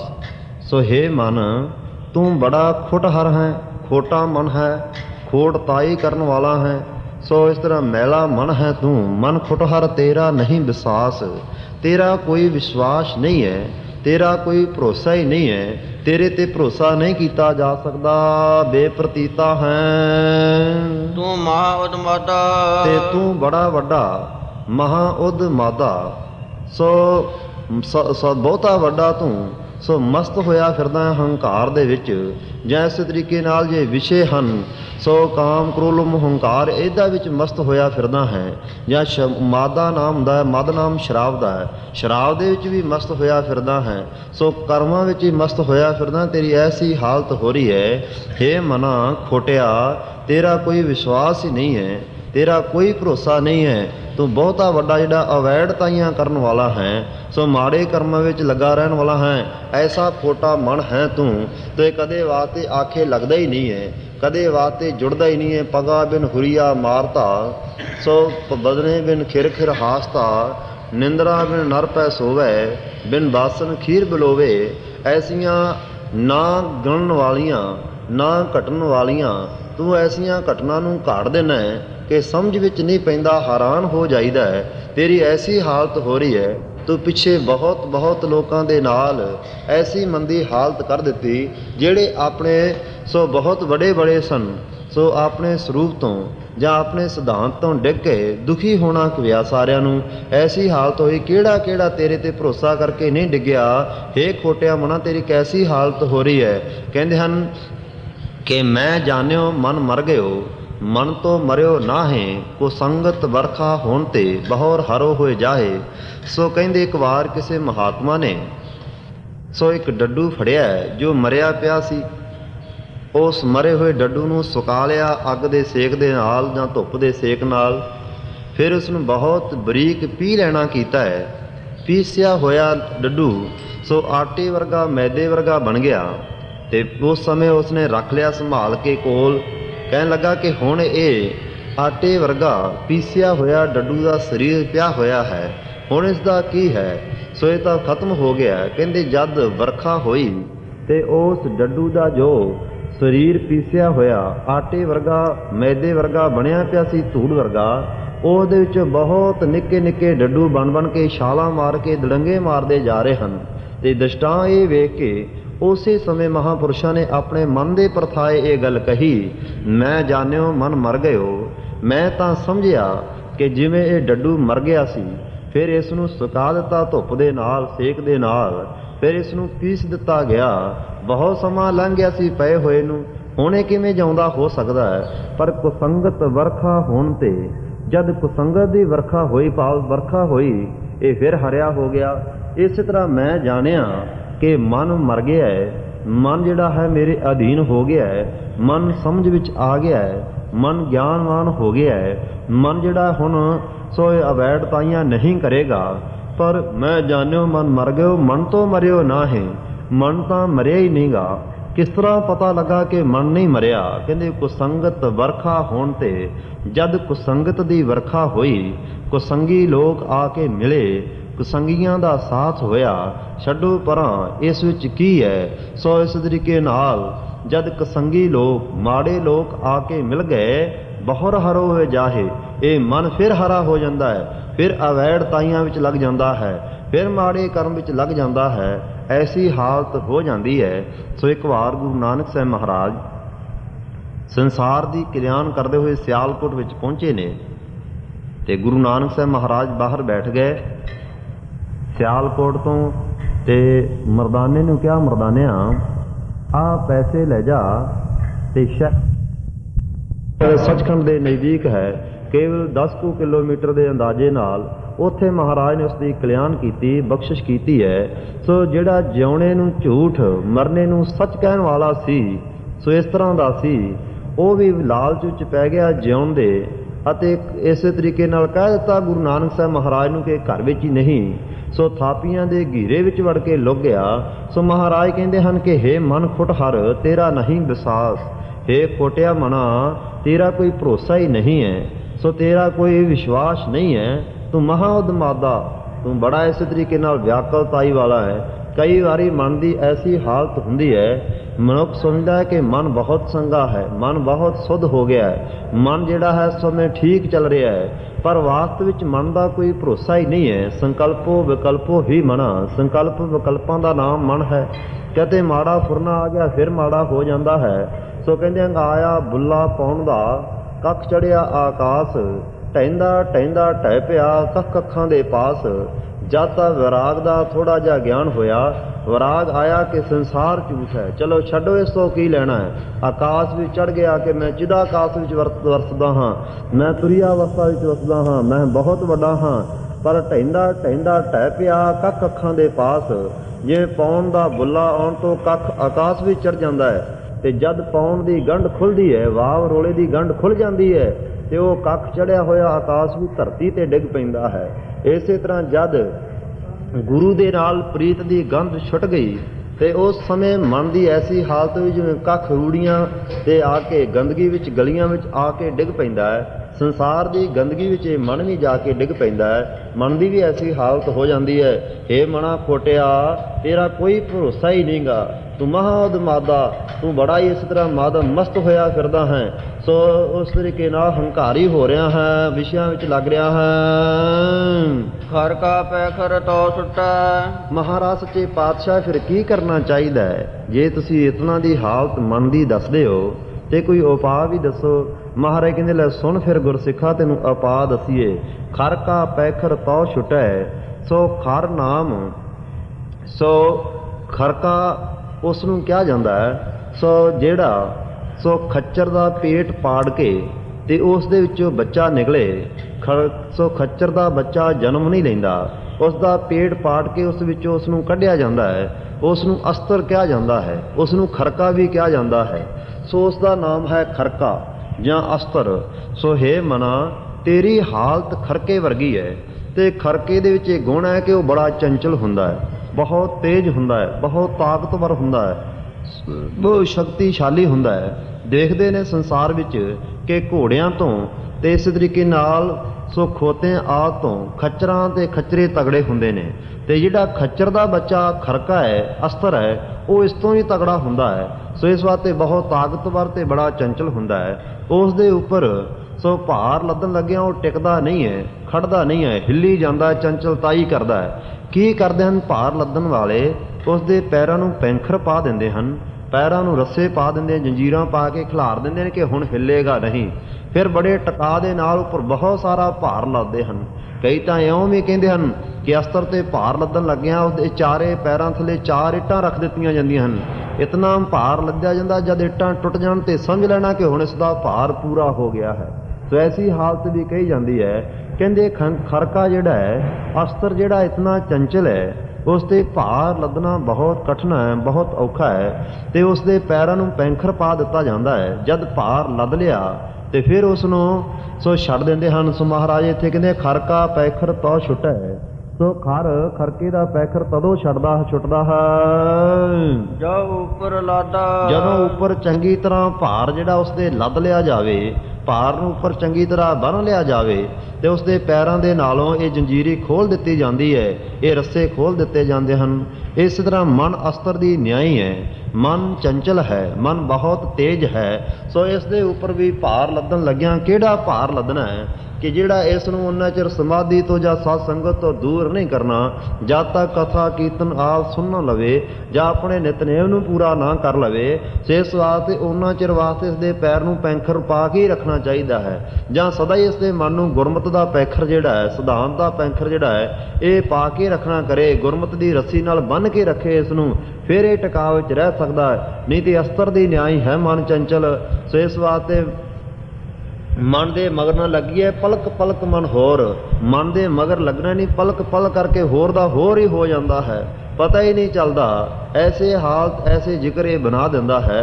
ਸੋ ਸਮਝ ਸੋਚ ਤੋਂ ਪਰੇ ਦੀ ਕਹਾਣੀ ਨੂੰ ਸਿਰਜ ਦਿੰਦਾ ਹੈ। ਮਨ ਇਸ ਤਰ੍ਹਾਂ ਦਾ ਅਸਤਰ ਹੈ, ਇਸ ਤਰ੍ਹਾਂ ਦਾ ਚੰਚਲ ਹੈ। ਮਹਾਰਾਜ ਕਹਿੰਦੇ ਜਦ ਭਾਰ ਲੱਦਿਆ ਜਾਂਦਾ ਹੈ ਤੇ ਇਸ ਨੂੰ ਛੱਡਿਆ ਜਾਂਦਾ ਹੈ। ਮਨ ਦਾ ਕਥਨ ਅਨਾਥ ਨੇ ਕੀਤਾ ਬਹੁਤ ਸੁੰਦਰ। ਵਿਚਾਰ ਮਾਲਾ ਦਾ ਕਰਤਾ ਅਨਾਥ ਕਵੀ ਜੀ ਬੜਾ ਸੁੰਦਰ ਜ਼ਿਕਰ ਕਰਦੇ ਹਨ। ਕਹਿੰਦੇ ਚਾਦਲ ਪੱਤਰ ਪਤਾਕ ਪਟ, ਦਾਮਨ ਕੱਛਪ ਮਾਥ, ਪੂਤ ਦੀਪ ਦੀਪਕ ਸਿਖਾ, ਯੋਮਨ ਬਿਰਤ ਅਨਾਥ। ਕਹਿੰਦੇ ਹਨ ਕਿ ਚਲਦਲ ਪੱਤਰ, ਸੋ ਚਲਦਲ ਨਾਮ, ਸੋ ਪਿੱਪਲ ਦਾ ਹੈ। ਕਹਿੰਦੇ ਪਿੱਪਲ ਦਾ ਜਿਹੜਾ ਨਿੱਕਾ ਪੱਤਾ ਉੱਪਰ ਦਾ ਉਹ ਹਿਲਦਾ ਹੀ ਰਹਿੰਦਾ ਹੈ, ਖੜਦਾ ਨਹੀਂ ਹੈ। ਸੋ ਬੜਾ ਚੰਚਲ ਹੁੰਦਾ, ਉਸ ਹਿਲਦਾ ਰਹਿੰਦਾ, ਮਾੜੀ ਜੀ ਹਵਾ ਨਾਲ ਵੀ ਹਿਲਦਾ ਰਹਿੰਦਾ ਹੈ। ਸੋ ਇਸ ਤਰੀਕੇ ਨਾਲ ਕਦੇ ਰੁਕਦਾ ਨਹੀਂ ਹੈ, ਖੜਦਾ ਨਹੀਂ ਹੈ। ਸੋ ਮਨ ਦੀ ਹਾਲਤ ਦਾ ਜ਼ਿਕਰ ਅਨਾਥ ਜੀ ਇਸ ਤਰ੍ਹਾਂ ਕਰਦੇ ਨੇ ਕਿ ਚਲਦਲ ਪੱਤਰ, ਸੋ ਇਹ ਚਲਦਲ ਪਿੱਪਲ ਦੇ ਪੱਤੇ ਦੀ ਨਿਆਈ ਹੈ। ਜਾਂ ਚਲਦਲ ਨਾਮ ਕੀੜਿਆਂ ਦੇ ਭੌਣ ਦਾ ਵੀ ਹੈ। ਕੀੜਿਆਂ ਦਾ ਭੌਣ ਸਦਾ ਹੀ ਚੱਲਦਾ ਹੀ ਰਹਿੰਦਾ, ਚਾਲੂ ਦਲ, ਜਿਹੜਾ ਸਦਾ ਹੀ ਇਹ ਦਲ ਚੱਲਦਾ ਰਹੇ, ਜਿਵੇਂ ਦਲ ਫੌਜਾਂ ਚੱਲਦੀਆਂ ਨਾ, ਸੋ ਇਸ ਤਰ੍ਹਾਂ ਕੀੜਿਆਂ ਦਾ ਭੌਣ ਸਦਾ ਹੀ ਚੱਲਦਾ ਰਹਿੰਦਾ। ਦਿਨੇ ਵੀ ਤੁਰੇ ਫਿਰਦੇ ਹਨ ਕੀੜੇ, ਰਾਤ ਨੂੰ ਵੀ ਤੁਰੇ ਫਿਰਦੇ ਹਨ। ਐਸੀ ਹਾਲਤ ਹੈ ਕੀੜਿਆਂ ਦੀ। ਕਹਿੰਦੇ ਚਲਦਲ ਪੱਤਰ ਪਤਾਕ ਪਟ। ਸੋ ਇੱਕ ਤਾਂ ਕੀੜਿਆਂ ਦੇ ਭੌਣ ਦੀ ਨਿਆਈ ਮਨ ਚੱਲਦਾ ਰਹਿੰਦਾ ਹੈ, ਪਿੱਪਲ ਦੇ ਪੱਤੇ ਦੀ ਨਿਆਈ ਹਿਲਦਾ ਰਹਿੰਦਾ ਹੈ, ਅਤੇ ਪਤਾਕ ਪਟ, ਸੋ ਪਤਾਕ ਪਟ ਨਿਸ਼ਾਨ ਸਾਹਿਬ ਦੇ ਫਰਲੇ ਦਾ ਨਾਂ ਹੈ। ਸੋ ਇਸ ਤਰੀਕੇ ਨਾਲ ਉਹ ਵੀ ਹਿਲਦਾ ਰਹਿੰਦਾ ਹੈ, ਥੋੜ੍ਹੀ ਹਵਾ ਆਉਣ ਤੋਂ ਵੀ ਹਿਲਦਾ ਰਹਿੰਦਾ ਹੈ। ਚਲਦਲ ਪੱਤਰ ਪਤਾਕ ਪਟ, ਦਾਮਨ ਕੱਛਪ ਮਾਥ। ਆਕਾਸ਼ੀ ਬਿਜਲੀ ਬਹੁਤ ਤੇਜ਼ੀ ਨਾਲ ਆਕਾਸ਼ ਵਿੱਚ ਬੱਦਲਾਂ ਵਿੱਚ ਲਿਸ਼ਕਾਰੇ ਮਾਰ ਜਾਂਦੀ ਹੈ, ਬਹੁਤ ਚੰਚਲ ਹੁੰਦੀ ਹੈ, ਪਤਾ ਨਹੀਂ ਚੱਲਦਾ ਕਿਤਨੀ ਤੇਜ਼ੀ ਨਾਲ ਉਹ ਚੱਲਦੀ ਹੈ। ਸੋ ਚਲਦਲ ਪੱਤਰ ਪਤਾਕ ਪਟ, ਦਾਮਨ ਕੱਛਪ ਮਾਥ। ਅਤੇ ਕੱਛੂ ਦਾ ਮੱਥਾ ਜਿਹੜਾ ਕਿਤੇ ਖੋਪਰੀ ਦੇ ਅੰਦਰ, ਕਿਤੇ ਖੋਪਰੀ ਤੋਂ ਬਾਹਰ, ਬਸ ਇਸ ਤਰ੍ਹਾਂ ਅੰਦਰ ਬਾਹਰ ਉਹ ਖੋਪਰੀ ਦੇ। ਸੋ ਕੱਛੂ ਦਾ ਸਿਰ ਜਿਹੜਾ ਹੁੰਦਾ ਰਹਿੰਦਾ ਹੈ। ਚਲਦਲ ਪੱਤਰ ਪਤਾਕ ਪਟ, ਦਾਮਨ ਕੱਛਪ ਮਾਥ, ਭੂਤ ਦੀਪ ਦੀਪਕ ਸਿਖਾ। ਭੂਤ ਨਾਮ ਸੋ ਭੂਤ ਦਾ ਹੈ, ਭੂਤ ਦੇ ਮੂੰਹ ਦੀ ਜਿਹੜੀ ਅੱਗ ਹੈ, ਭੂਤ ਦੀਪ। ਸੋ ਭੂਤ ਦੇ ਮੂੰਹ ਦੀ ਅੱਗ ਜਦ ਸਵਾਸ ਅੰਦਰ ਲੈਂਦਾ ਹੈ ਤੇ ਅੱਗ ਬੁਝ ਜਾਂਦੀ ਹੈ, ਜਦ ਸਵਾਸ ਛੱਡਦਾ ਹੈ ਤੇ ਕਹਿੰਦੇ ਭੂਤ ਦੇ ਮੂੰਹ 'ਚੋਂ ਅੱਗ ਨਿਕਲਦੀ ਹੈ, ਅੱਗ ਉਹ ਗੁਲਕਸ਼ਦਾ ਹੈ। ਸੋ ਭੂਤ ਦੀਪ ਦੀਪਕ ਸਿਖਾ। ਅਤੇ ਦੀਪਕ ਨਾਮ ਦੀਵੇ ਦਾ ਅਤੇ ਸਿਖਾ ਨਾਮ ਲਾਟ ਦਾ ਹੈ। ਸੋ ਦੀਵੇ ਦੀ ਲਾਟ ਵੀ ਸਦਾ ਵਾਸਤੇ ਹਿਲਦੀ ਰਹਿੰਦੀ ਹੈ। ਸੋ ਦੇਖੇ ਨਾ ਕਿ ਬੇਸ਼ੱਕ ਦਰਵਾਜ਼ੇ ਬੰਦ ਹੋਣ, ਕਮਰਾ ਬੰਦ ਹੋਵੇ, ਹਵਾ ਅੰਦਰ ਨਾ ਆਉਂਦੀ ਹੋਵੇ ਕੋਈ ਵੀ, ਫਿਰ ਵੀ ਦੀਵੇ ਦੀ ਲਾਟ ਥੋੜ੍ਹੀ ਥੋੜ੍ਹੀ ਹਿਲਦੀ ਰਹੇਗੀ, ਇਕਸਾਰ ਨਹੀਂ ਹੁੰਦੀ। ਭੂਤ ਦੀਪ ਦੀਪਕ ਸਿਖਾ, ਯੋਮਨ ਬਿਰਤ ਅਨਾਥ। ਕਹਿੰਦੇ ਨੇ ਅਨਾਥ ਜੀ ਕਿ ਇਸ ਤਰ੍ਹਾਂ ਦੀ ਮਨ ਦੀ ਬਿਰਤੀ ਹੈ, ਮਨ ਦੀ ਐਸੀ ਹਾਲਤ ਹੈ, ਮਨ ਇਹਨਾਂ ਸਾਰੀਆਂ ਚੀਜ਼ਾਂ ਨੂੰ ਹੀ ਚੰਚਲ ਹੈ। ਸੋ ਐਸਾ ਮਨ ਹੈ ਮਨਾ, ਤੇਰੀ ਐਸੀ ਹਾਲਤ ਹੋ ਰਹੀ ਹੈ। ਸੋ ਮਹਾਰਾਜ ਸੱਚੇ ਪਾਤਸ਼ਾਹ ਇੱਥੇ ਫਰਮਾ ਰਹੇ ਹਨ, ਬਖਸ਼ਿਸ਼ ਕਰ ਰਹੇ ਹਨ ਕਿ ਖਰਕਾ ਪੈਖਰ ਤੋ ਛੁੱਟੈ ਜੋ ਉੱਪਰ ਲਾਦਾ। ਸੋ ਭਾਈ ਖਰ ਚੰਚਲ ਮਨਾ, ਤੇਰੇ ਉੱਪਰ ਗੁਰਮਤਿ ਦਾ ਨਾਮ ਦਾ, ਸ਼ਬਦ ਦਾ, ਗੁਰਮਤਿ ਮਰਜ਼ਾਦਾ ਦਾ ਇਹ ਭਾਰ ਜਿੰਨਾ ਚਿਰ ਲੱਦਿਆ ਨਾ ਜਾਵੇ ਉਹਨਾਂ ਚਿਰ ਤੇਰਾ ਪੈਰ ਖਹਿੜਾ ਛੱਡਣਾ ਨਹੀਂ ਚਾਹੀਦਾ। ਮਨ ਨੂੰ ਜੋੜ ਕੇ ਰੱਖਣਾ ਚਾਹੀਦਾ ਹੈ। ਹਰਿਆਏ ਪਸ਼ੂ ਦੀ ਤਰ੍ਹਾਂ ਹੈ। ਕਹਿੰਦੇ ਹਰਿਆਓ ਪਸ਼ੂ ਨੂੰ ਰੋਕਣ ਵਾਸਤੇ ਉਹਦੇ ਮਗਰ ਤੁਰਨਾ ਹੀ ਪੈਂਦਾ ਹੈ, ਨਹੀਂ ਤੇ ਬਹੁਤ ਨੁਕਸਾਨ ਕਰਦਾ, ਫਸਲਾਂ ਉਜਾੜ ਦਿੰਦਾ ਹੈ। ਇਸੇ ਤਰੀਕੇ ਨਾਲ ਐਸੀ ਤੇਰੀ ਹਾਲਤ ਹੋ ਰਹੀ ਹੈ। ਰਹਾਓ ਵਿਸਰਾਮ ਦੇ ਕੇ ਸਤਿਗੁਰੂ ਜੀ ਫਰਮਾ ਰਹੇ ਹਨ। ਜਪ ਤਪ ਸੰਜਮ ਤੁਮ ਖੰਡੇ। ਮਹਾਰਾਜ ਸੱਚੇ ਪਾਤਸ਼ਾਹ ਜੀ ਆਪ ਮਨ ਦੇ ਮਗਰ ਹੀ ਲੱਗੇ ਹੋ, ਬੜਾ ਮਨ ਦੇ ਮਗਰ ਆਪ ਜੀ ਕਹਿ ਰਹੇ ਹੋ ਕਿ ਮਨਾ ਤੂੰ ਮਾੜਾ ਕਰ ਰਿਹਾ, ਤੂੰ ਬੜਾ ਸ਼ੈਤਾਨ ਹੈ, ਤੇਰੀ ਐਸੀ ਹਾਲਤ ਹੈ। ਆਪ ਜੀ ਮਨ ਦੇ ਮਗਰ ਹੀ ਡੰਡਾ ਚੱਕ ਕੇ ਤੁਰ ਪਏ ਹੋ। ਮਹਾਰਾਜ ਕਹਿੰਦੇ ਇਸ ਕਰਕੇ ਪਈ ਤੁਰਿਆ ਹੈ, ਇਸਨੇ ਬਹੁਤ ਬਹੁਤ ਦੀ ਬੁਰੀ ਹਾਲਤ ਕਰ ਦਿੱਤੀ ਹੈ। ਮਹਾਰਾਜ ਕਿਹਦੀ ਕਿਹਦੀ ਕੀਤੀ ਹੈ? ਮਹਾਰਾਜ ਕਹਿੰਦੇ ਲੈ ਸੁਣਨਾ ਚਾਹੁੰਦਾ ਤਾਂ ਸੁਣ ਲਾ ਫਿਰ। ਜਪ ਤਪ ਸੰਜਮ ਤੁਮ ਖੰਡੇ। ਸੋ ਇਸ ਤਰੀਕੇ ਨਾਲ ਜਪੀਆਂ ਦੇ ਜਪ ਖੰਡਨ ਕਰ ਦਿੱਤੇ ਤੂੰ। ਜਿਹੜੇ ਬੜੇ ਬੜੇ ਜਪੀ ਕਹਾਉਂਦੇ ਸਨ ਨਾ, ਅਸੀਂ ਬੜੇ ਵੱਡੇ ਜਾਪ ਕਰਨ ਵਾਲੇ ਹਾਂ, ਸੋ ਅਸੀਂ ਸੋ ਜਾਪ ਦੇ ਵਿੱਚ ਸਦਾ ਹੀ ਲੱਗੇ ਰਹਿੰਦੇ ਹਾਂ। ਅਸੀਂ ਮੰਤਰ ਪੜ੍ਹਨ ਵਾਲੇ ਹੋਏ, ਸੋ ਵੇਦਾਂ ਸ਼ਾਸਤਰਾਂ ਨੂੰ ਪੜ੍ਹਦੇ ਫਿਰਦੇ ਹਾਂ, ਪੁਰਾਣਾਂ ਨੂੰ ਪੜ੍ਹਦੇ, ਸਿਮਰਤੀਆਂ ਨੂੰ ਪੜ੍ਹਦੇ। ਐਸੇ ਜਿਹੜੇ ਜਪੀ ਲੋਕ ਸਨ, ਸੋ ਜਪਣ ਵਾਲੇ ਇਹਨਾਂ ਦੇ ਜਪ ਤੋੜ ਕੇ ਰੱਖ ਦਿੱਤੇ ਇਸਨੇ। ਐਸਾ ਮਨ ਚੰਚਲ ਹੈ। ਸੋ ਜਿਹੜੇ ਬੜੇ ਬੜੇ ਰਿਖੀ ਮੁਨੀ ਸਨ, ਉਹਨਾਂ ਦੇ ਜਪ ਜਿਹੜੇ ਸੀ ਉਹ ਤੋੜ ਦਿੱਤੇ ਤੇ ਤਪ ਖੰਡੇ। ਜਪ ਤਪ ਸੰਜਮ, ਸੋ ਤਪ ਤਪਸਵੀ ਜਿਹੜੇ ਸਨ, ਸੋ ਸ਼ਿਵਜੀ ਵਰਗੇ ਜਿਹੜੇ ਸਨ, ਸੋ ਜਿਹੜਾ 48 ਹਜ਼ਾਰ ਵਰਾ ਸਮਾਧੀ ਲਾ ਕੇ ਬੈਠੇ ਰਹਿੰਦੇ ਸਨ, ਸੋ ਕਹਿੰਦੇ ਉਹਨਾਂ ਦਾ ਸੋ ਮੋਹਣੀ ਰੂਪ ਨੇ, ਸੋ ਉਹਨਾਂ ਦੇ ਤਪ ਜਿਹੜੇ ਸੀ ਖੰਡਨ ਕਰਕੇ ਰੱਖ ਦਿੱਤੇ, ਤਪ ਤੋੜ ਕੇ ਰੱਖ ਦਿੱਤੇ। ਮਨਾ ਐਸਾ ਤੂੰ ਤੇਜ ਹੈ। ਤੇ ਸੰਜਮ ਜਿਹੜੇ ਸੰਜਮੀ ਲੋਕ ਸੀ, ਉਹਨਾਂ ਦੇ ਸੰਜਮ ਰਹੇ ਹੀ ਨਾ, ਉਹਨਾਂ ਦੇ ਨਿਯਮ ਵੀ ਤੂੰ ਤੋੜ ਦਿੱਤੇ। ਸੋ ਇਸ ਵਾਸਤੇ ਜਿਹੜੇ ਐਸੇ ਲੋਕ ਸਨ ਕਿ ਮਠਾਂ ਦੇ ਵਿੱਚ ਬੈਠੇ ਹੋਏ ਕਹਿੰਦੇ ਸੀ ਦੂਸਰਾ ਮਠ ਲੈ ਕੇ ਤੂੰ ਵੀ ਬੈਠ ਜਾ। ਸੋ ਬਿਆਸ ਜੀ ਨੂੰ ਕਹਿ ਦਿੱਤਾ, ਸੋ ਆਪਦੇ ਮਠ 'ਚੋਂ ਬਾਹਰ ਨਾ ਨਿਕਲੀ, ਦਰਵਾਜ਼ਾ ਬੰਦ ਕਰਕੇ ਰੱਖਣਾ, ਮੈਂ ਵੀ ਆਵਾਜ਼ ਮਾਰਾਂ ਤੇ ਦਰਵਾਜ਼ਾ ਨਹੀਂ ਖੋਲ੍ਹਣਾ। ਸੋ ਮਠਾਂ ਦੇ ਵਿੱਚ ਪੁੱਠੇ ਲੜਕਣ ਲੱਗ ਗਏ, ਐਸੀ ਹਾਲਤ ਹੋ ਗਈ। ਸੋ ਜਪੀ ਜਿਹੜੇ ਸਨ ਸ਼੍ਰਿੰਗੀ ਵਿਰਖੇ, ਤਪੀ ਸ਼ਿਵਜੀ ਵਰਗੇ, ਸੋ ਸੰਜਮੀ ਜਿਹੜੇ ਸੋ ਜੈਮਲ ਮੁਨੀ ਵਰਗੇ ਸਨ। ਜਪ ਤਪ ਸੰਜਮ ਤੁਮ ਖੰਡੇ। ਸੋ ਮਹਾਰਾਜ ਸੱਚੇ ਪਾਤਸ਼ਾਹ ਕਹਿੰਦੇ ਹਨ ਕਿ ਇਹ ਮਨਾ ਜਪੀਆਂ ਦੇ ਜਪ, ਤਪੀਆਂ ਦੇ ਤਪ, ਸੰਜਮੀਆਂ ਦੇ ਸੰਜਮ ਤੁਸੀਂ ਖੰਡ ਕਰਕੇ ਰੱਖ ਦਿੱਤੇ, ਟੋਟੇ ਟੋਟੇ ਕਰ ਦਿੱਤੇ, ਹੰਕਾਰ ਤੋੜ ਦਿੱਤਾ ਤੂੰ। ਜਮ ਕੇ ਦੁਖ ਡਾਂਡ। ਮਹਾਰਾਜ ਇਸ ਤਰ੍ਹਾਂ ਕੀਤਾ ਵੀ ਤੇ ਹੋਏਗਾ ਕੀ? ਮਹਾਰਾਜ ਕਹਿੰਦੇ ਜਮ ਕੇ ਦੁਖ ਡਾਂਡ। ਫਿਰ ਜਮ ਜਿਹੜੇ ਹਨ ਤੈਨੂੰ ਉਹ ਡੰਡੇ ਮਾਰਨਗੇ, ਜਮਾਂ ਦੇ ਡੰਡੇ ਪੈਣਗੇ, ਤੈਨੂੰ ਕੁੱਟ ਪਵੇਗੀ। ਜਮ ਜਿਹੜੇ ਹਨ ਉਹ ਬੜਾ ਦੁੱਖ ਦੇਣਗੇ ਜੇ ਐਸੀ ਤੇਰੀ ਹਾਲਤ ਰਹੀ। ਇਸ ਵਾਸਤੇ ਸਮਝਣਾ ਕਰ ਹੇ ਮਨਾ, ਜਮਾਂ ਦੀ ਬੜੀ ਭਾਰੀ ਮਾਰ ਪਏਗੀ। ਜਮਾਂ ਦੀ ਮਾਰ ਤੇ ਇੱਥੋਂ ਸਹੀ ਨਹੀਂ ਜਾਣੀ, ਸਹਾਰੀ ਨਹੀਂ ਜਾਣੀ। ਬਿਨ ਕੇਸਾਂ ਸਿਰ ਕੁੱਟੀਆਂ ਚਿੰਗਾਰੇ ਕੌਣ ਛਡਾਏ ਹੈ। ਸੋ ਕੇਸਾਂ ਦੀ ਬੇਅਦਬੀ ਕਰਨਾ ਹੈ, ਕੇਸਾਂ ਦੇ ਬੇਅਦਬੀ ਕਰਨ ਨਾਲ ਕੁੱਟ ਪਵੇਗੀ। ਮਾਲ ਕੌਸ਼ਿਕ ਦੀ ਵਾਰ ਵੀ ਸਤਿਗੁਰਾਂ ਨੇ ਕਥਨ ਕੀਤਾ ਹੈ, ਦਸਵੇਂ ਪਾਤਸ਼ਾਹ ਨੇ। ਇਸ ਵਾਸਤੇ ਵੀ ਬਿਨਾਂ ਕੇਸਾਂ ਤੋਂ ਕੁੱਟੇ ਜਾਂਦੇ ਹਨ। ਜਿਹੜੇ ਕਕਾਰਾਂ ਦੇ ਧਾਰਨੇ ਨਹੀਂ ਰਹਿੰਦੇ, ਗੁਰਮਤਿ ਦੂਰ ਹੁੰਦੇ ਨੇ, ਐਸੀ ਉਹਨਾਂ ਦੀ ਮੰਦੀ ਹਾਲਤ ਹੁੰਦੀ ਹੈ। ਇਹ ਮਨਾ ਤੇਰੇ ਮਗਰ ਲੱਗਣ ਵਾਲਿਆਂ ਨੂੰ ਜਮਾਂ ਦੇ ਡੰਡੇ ਪੈਂਦੇ ਹਨ, ਕੁੱਟ ਪਵੇਗੀ। ਸਿਮਰੇ ਨਾਹੀ ਜੋਨ ਦੁਖ। ਇਹ ਮਨਾ ਤੂੰ ਸਿਮਰੇ ਨਾਮ ਦਾ ਯਾਦ ਕਰਨ ਦਾ, ਤੂੰ ਯਾਦ ਹੀ ਨਹੀਂ ਕਰਦਾ ਜੋਨ ਦੁੱਖ। ਇਹ ਜਿਹੜੇ ਜੂਨਾਂ ਦੇ ਦੁੱਖ ਨੇ ਨਾ, ਵੱਖ-ਵੱਖ ਜੂਨਾਂ ਦੇ, ਇਹਨਾਂ ਤੂੰ ਕਦੇ ਚੇਤੇ ਹੀ ਨਹੀਂ ਕੀਤਾ ਕਿ ਇੰਨੀਆਂ ਜੂਨਾਂ ਵਿੱਚ ਪੈਣ ਦਾ ਆਹ ਦੁੱਖ ਹੈ। ਵੇਖਿਆ ਨਹੀਂ ਕਦੇ ਤੂੰ ਚੰਗੀ ਤਰ੍ਹਾਂ ਨਿਗਾਹ ਮਾਰ ਕੇ। ਨਿਰਲੱਜੇ ਭਾਂਡ। ਇਹ ਨਿਰਲੱਜਾ, ਸੋ ਭਾਂਡ ਨਾਮ ਭੰਡਾਂ ਦਾ ਵੀ ਹੁੰਦਾ ਹੈ। ਭੰਡਾਂ ਦੀ ਤਰ੍ਹਾਂ ਨਿਰਲੱਜ ਹੋਇਆ ਫਿਰਦਾ ਹੈ ਜਾਂ ਨਿਰਲੱਜੇ ਭਾਂਡ। ਸੋ ਨਿਰਲੱਜ ਭਾਂਡੇ, ਬੇਸ਼ਰਮ ਭਾਂਡਿਆ, ਤੂੰ ਇਤਨਾ ਵੀ ਕਦੇ ਸੋਚਿਆ ਨਹੀਂਗਾ ਕਿ ਤੈਨੂੰ ਇਹ ਵੀ ਸੋਚਿਆ ਨਹੀਂ ਕਦੇ ਵਾਸਤੇ ਕਿ ਮੈਂ ਆਪਣੇ ਜੂਨਾਂ ਦੇ ਦੁੱਖ ਨੂੰ ਯਾਦ ਕਰ ਲਵਾਂ। ਜੇ ਤੈਨੂੰ ਜੂਨਾਂ ਦਾ ਦੁੱਖ ਯਾਦ ਆ ਜਾਵੇ ਨਾ ਤਾਂ ਫਿਰ ਐਸਾ ਨਹੀਂ ਕਰੇਗਾ।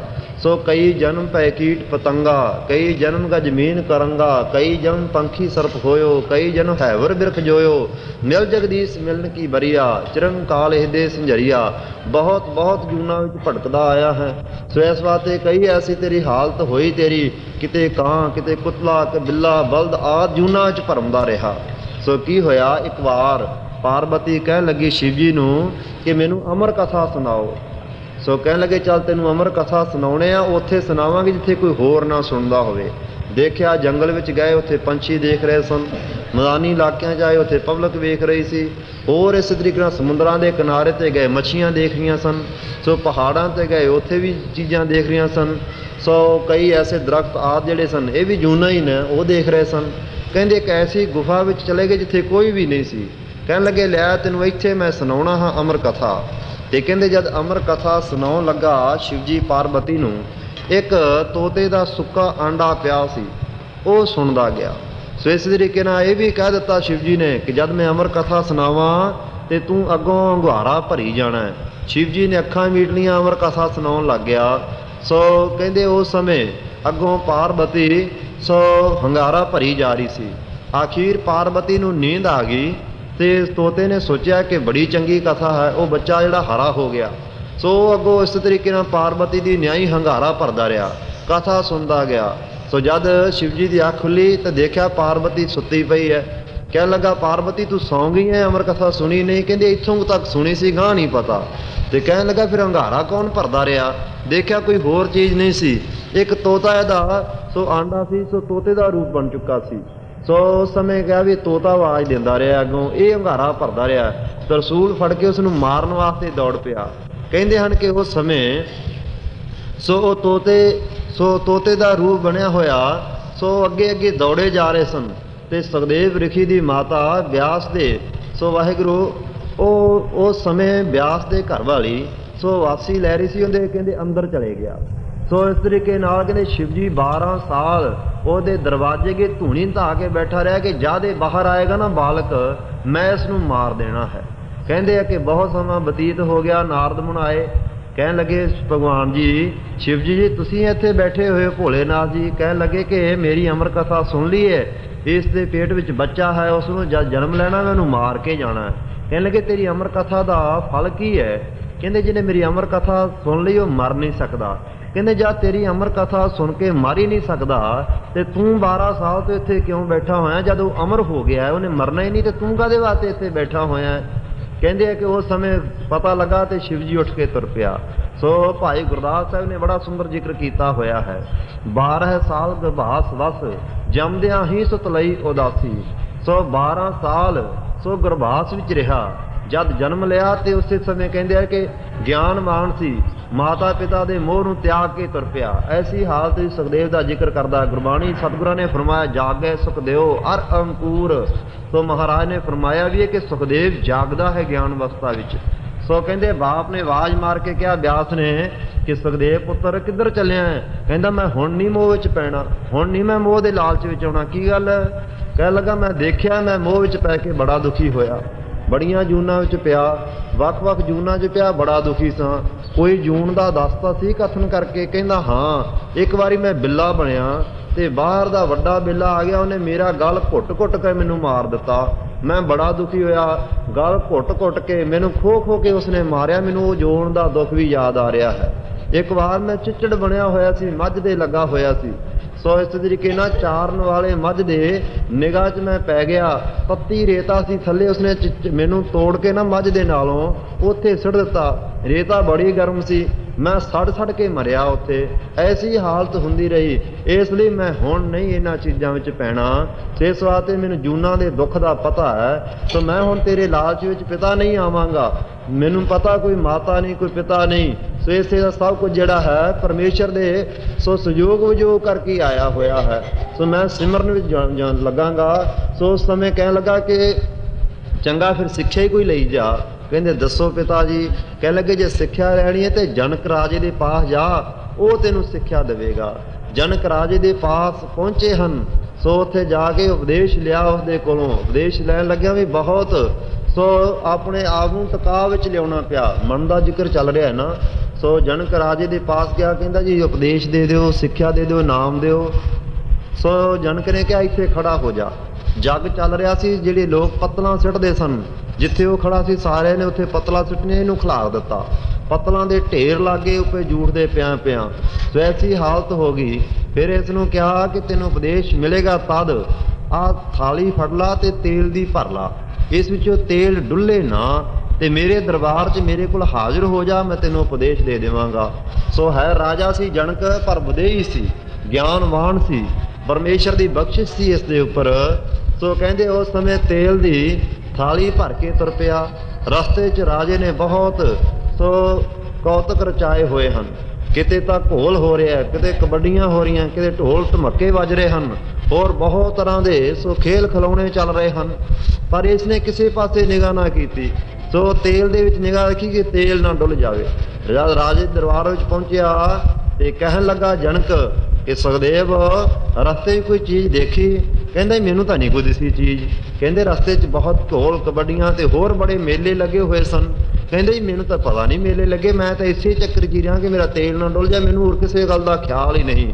ਬਸ ਕਹਿਣ ਲੱਗੇ ਇਹੀ ਉਪਦੇਸ਼ ਹੈ ਕਿ ਜਿਵੇਂ ਇਸ ਦੇ ਵਿੱਚੋਂ ਤੂੰ ਤੇਲ ਨਹੀਂ ਨਾ ਡੁੱਲਣ ਦਿੱਤਾ, ਸੋ ਇਸੇ ਤਰੀਕੇ ਨਾਲ ਮਨ ਦੇ ਨਾਲ ਹੀ ਖਿਆਲ ਰੱਖਣਾ, ਬਾਕੀ ਚੀਜ਼ਾਂ ਨੂੰ ਵੇਖਣਾ ਹੀ ਨਹੀਂ ਕਿ ਕੋਈ ਚੀਜ਼ ਹੈਗੀ ਹੈ ਕਿ ਨਹੀਂ ਹੈਗੀ, ਐਸੀ ਹਾਲਤ ਹੈ। ਸੋ ਫਿਰ ਉਸ ਸਮੇਂ ਇਹ ਉਪਦੇਸ਼ ਦਿੱਤਾ ਸੀ ਜਨਕ ਮੁਨੀ ਨੇ। ਸੋ ਮਹਾਰਾਜ ਸੱਚੇ ਪਾਤਸ਼ਾਹ ਇੱਥੇ ਫਰਮਾ ਰਹੇ ਹਨ ਬਖਸ਼ਿਸ਼ ਕਰਕੇ, ਮਿਹਰ ਕਰਕੇ ਕਿ ਸਿਮਰੈ ਨਾਹੀ ਜੋਨ ਦੁੱਖ। ਜਿਵੇਂ ਜੂਨਾਂ ਦੇ ਦੁੱਖ ਨੂੰ ਸਮਝ ਲਿਆ ਸੀ ਸੁਖਦੇਵ ਨੇ ਕਿ ਚਿੱਚੜ ਬਣ ਤੋਂ ਰੇਤਾ ਇਹ ਸੜਨਾ ਪਿਆ, ਬਿੱਲਾ ਬਣ ਤੋਂ ਬਾਹਰ ਦੇ ਬਿੱਲੇ ਨੇ ਗਲ ਘੁੱਟ-ਘੁੱਟ ਕੇ ਮਾਰ ਦਿੱਤਾ। ਇਹ ਮਨਾ ਕਿਤੇ ਤੂੰ ਵੀ ਜੂਨਾਂ ਦੇ ਦੁੱਖ ਨੂੰ ਯਾਦ ਕਰ ਲਾ। ਸੋ ਕਿਉਂ ਨਹੀਂ ਗਾ ਯਾਦ ਹੈ, ਸਹਾਈ ਹੈ, ਬੜਾ ਵੱਡਾ ਮਿੱਤਰ ਹੈ। ਹਰ ਹੀ ਪਰਮੇਸ਼ਰ ਜਿਹੜਾ ਮਹਾਮੀਤ ਵੱਡਾ ਮਿੱਤਰ ਸਾਰਿਆਂ ਤੋਂ। ਸੋ ਹਰੀ ਅਕਾਲ ਪੁਰਖ ਹੈ। ਤਾਈਂ ਤੇ ਫਰਮਾ ਦਿੱਤਾ ਸੱਜਣ ਸੱਚਾ ਪਾਤਸ਼ਾਹੋ।